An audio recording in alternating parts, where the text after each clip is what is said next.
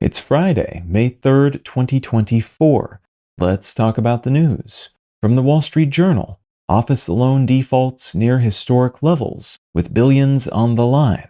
More than $38 billion worth of U.S. office buildings are on the brink of defaulting or being foreclosed, marking the highest level of such debt-related distress in this real estate sector since 2012.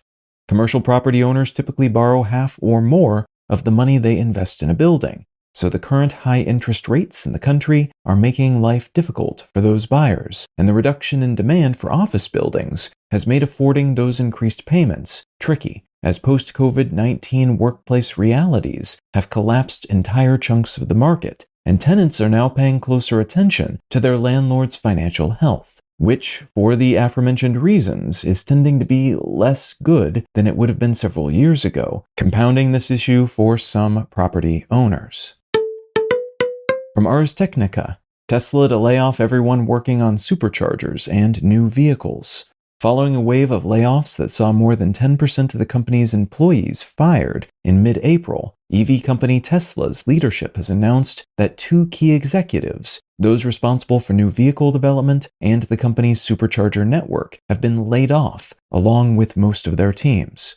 This new batch of firings will affect around 500 employees on those two teams, plus the company's public policy team. And this is being seen as a puzzling move, as Tesla CEO Elon Musk has recently said that he's doubling down on efforts to create autonomous robotaxi networks, which would seem to require more public policy efforts, not fewer. The company's supercharger network is also considered to be something of a crown jewel, as it has more fast EV chargers installed around the US than every other company combined. And a recent decision to open those chargers to non-Tesla vehicles has meant more revenue for the company at a moment in which it is seemingly hemorrhaging money due to heightened competition and the at times bizarre and highly political antics of Musk himself.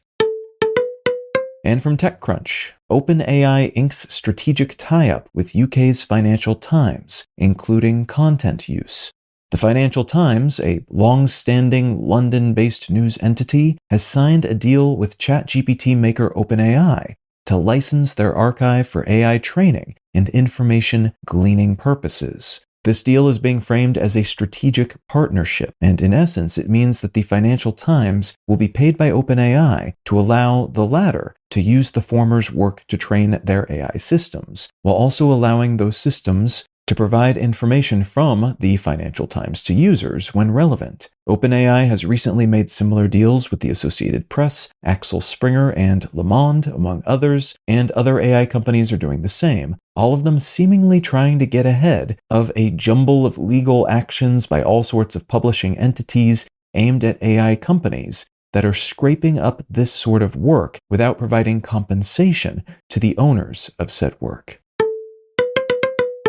If you're finding some value in One Sentence News, consider leaving a quick review wherever you get your podcasts and/or sharing the show with a friend. You can find out more about this show or subscribe to the email version at onesentencenews.com, and you can support this and other related projects like the Let's Know Things and Brain Lenses podcasts at understandery.com.